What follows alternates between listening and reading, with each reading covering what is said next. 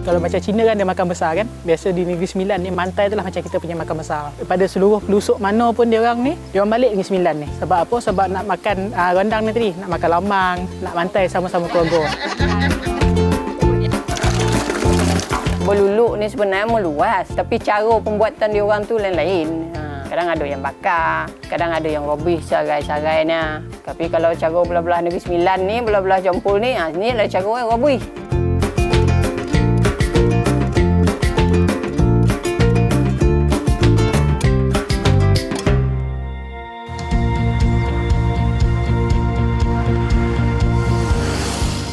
Setiap kali menjelang Ramadan, beluluk antara buah yang dicari-cari penduduk di sekitar daerah Jempol, Negeri Sembilan.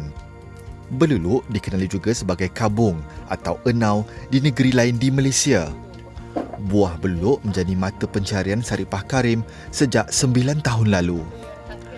Isi beluluk dijadikan manisan sebagai pencuci mulut pada bulan Ramadan, manakala air niranya dijadikan gula aren.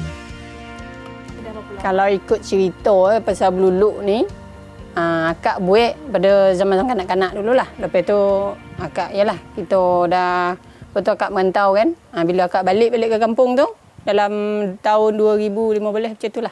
Akak start buat balik lah. Beluluk ni kita buat sepenuh kat rumah. Jadi kita boleh nak menjaga orang tua apa semua kan. Jadi kita boleh kerja tu menyambil. Maknanya akak boleh buat kerja beluluk ni dan masa sama akak boleh jaga kat rumah, keadaan sekeliling rumah ni kan. Namun, bagi generasi penggemar minuman bubble tea atau boba atau kopi berjenama, gula aren adalah sesuatu yang semakin digemari, walaupun tidak ramai mengetahui asal-usulnya dari desa yang terpencil.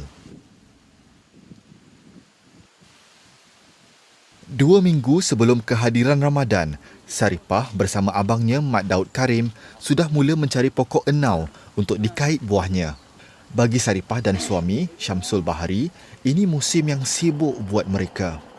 Sebagai pencari tetap buah ini setiap tahun, kebiasaannya Daud meronda sebulan lebih awal untuk menjejaki pokok-pokok yang berpotensi dengan buah yang berkualiti. Kedudukan pokok beluluk yang dituju hari ini adalah bersebelahan kampung Kuala Jempol, 3 km dari rumah Saripah. Pokok enau tumbuh meliar di kawasan lembap dan berumpun. Ia sering dijumpai di kawasan hutan, belukar dan perkampungan. Meratalah apa pakcik cari dengan apa pakcik Daud kau. Dia lah nurunan. Kalau tak ada dia susah ya kan. Kalau nak agak nakak memang setakat ngupik ngobui dan insya-Allah boleh lah. Nurunan tu memang agak dengan apalah Cik Daud kau. Dari spesies palma, pokok kabung tumbuh tinggi tidak berdahan dan mempunyai pelepah. Ketinggiannya boleh mencecah sehingga 3 tingkat bangunan. Jika diperhati kekayaan ciptaan Tuhan, buah beluluk seakan-akan putik kelapa, namun lebih besar sedikit daripada buah kelapa sawit, tumbuh bertandan dan berjuntai seperti buah kurma. Setiap ciptaan Allah ini mempunyai fungsi, rasa dan kegunaan yang berbeza-beza, bergantung kepada lokaliti di mana ia tumbuh atau ditanam. Kita kena tengok buah lu, elok ke tak elok. Kita korek nah. Cantik buahnya, buah kau tengok. Elok lembut banyak putih penuh tengah tu, tu dah koreh betul tu, dah melapis. Kalau macam ni memang sedang elok ni. Dia kalau kita rait lah, maknanya tandan pertama tu kita rait, kita potong tengok isi dia, lepas tu kita rait tandan kedua ke ketiga ke tengok. Dia kalau 2-3 tandan tu kita tengok elok, tu maknanya satu pokok tu semua elok sampai ke atas. Yang dah koreh tu dah liat, dah kental. Kita kunyah pun tak boleh lah. Tak boleh makan lah tu. Bagi mengait tandan beluluk, Daud menggunakan gergaji dahan yang diikat pada galah panjang. Sebelum ini, dia menggunakan sabit sawit namun agak sukar dan mengambil masa untuk menjatuhkan buah. Pengait buah tidak boleh terlalu dekat dengan batang pokok untuk mengelakkan risiko terkena getah serta dihempap tandan beluluk seberat hampir 100 kg setiap satu.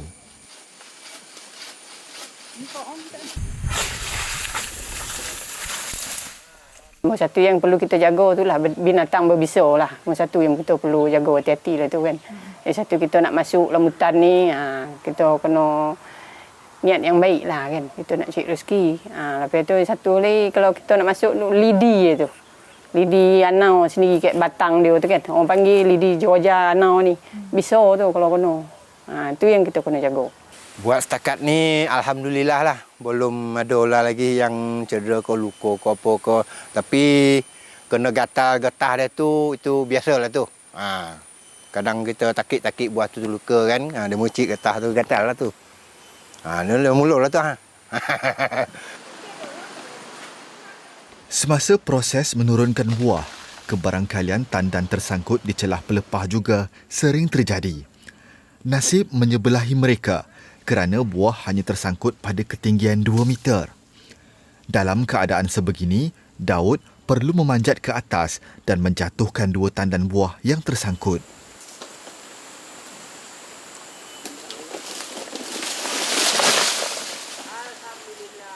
Kadang kita boleh bawa balik tu bila kita tengok tu tempat tu kan. Sampai rumah cair pula deh. Bila kita tengok sanun tu kadang sesebuah tu ada yang koreh yang elok kan, sampai kadang ada gagam tapi tak banyak lah. Ada masa bukan rezeki kita kan. 5 tandan dah bawa balik macamnya bila Cik Robi tengok buah tu bila kita pek dia cair. Dia tak berapa cantik, konyol lah tu kan. Maksudnya kalau yang macam tu memang kalau kita simpan lama tak dia hancur. Sebab dia terlalu cair, dia macam jelly cair tu kan. Tak boleh. Selain buahnya yang boleh dimakan, gula aren yang juga disebut gula enau amat terkenal dalam pembuatan kuih muih tradisional seperti buah Melaka dan dodol.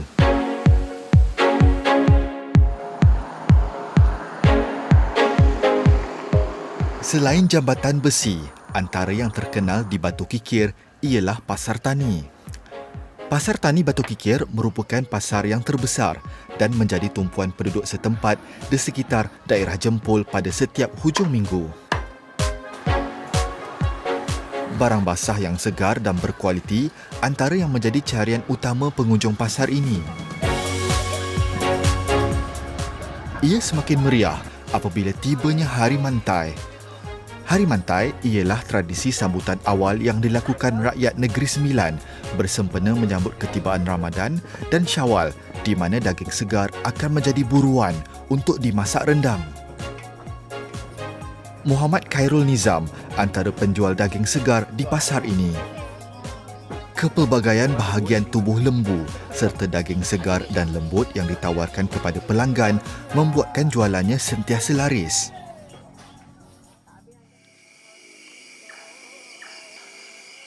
Seawal jam 5 pagi, Khairul memulakan persiapan untuk ke pasar. Bekalan daging harian yang disimpan di rumahnya diperoleh daripada pembekal di Kuala Pilah sejak lebih 10 tahun lalu. Kuantiti yang kita akan bawa ke tempat berniaga bergantung pada tompek. Ada tompek-tompek yang laju, macam contoh Batu Kikir hari Ahad, Bandar Si Jampu hari Jumaat, Batu Kikir hari Rabu. Yang itu kita biasa bawa kuantiti 100 ke 150 kilo lah kita bawa.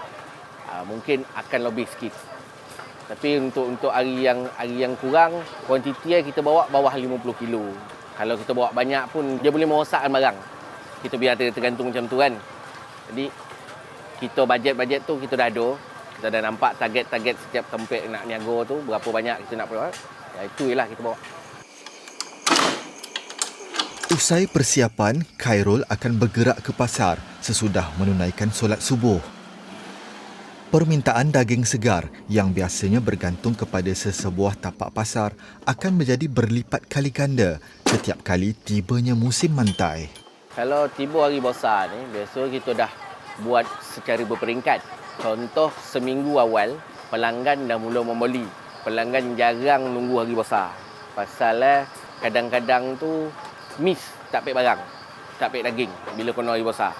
Jadi diorang dah mula beli pelan-pelan sikit-sikit lah dalam masa 1 minggu tu. Untuk dalam 1 minggu tu menjelang hari besar tu kebiasaan cocah lah hampir 2 tan. Setiap kali tibanya musim mantai, pasti ramai yang akan keluar untuk mencari daging segar. Lokasi tapak pasar ini yang strategik juga membuatkan permintaan daging segar di Batu Kikir ketika musim mantai bertambah. Ada ya customer yang daripada Felda-Felda lain datang sebab Batu Kikir ni salah satu tompek yang terkenal untuk hari mantai. Keadaan Batu Kikir ni terletak dia ngam-ngam kat tengah. Maknanya perjalanan ke Seremban, ke Jelabu, ke Muazzam. Jadi orang senang bertemu kat Batu Kikir. Dan bila tapak mantai tu pun dia tersusun dan teratur. Orang senang nak dapat. Itu yang pada saya Batu Kikir ni dia terkenal lah untuk mantai. Sangat-sangat meriah. Selain daripada Juasir. Juasir pun salah satulah tompek .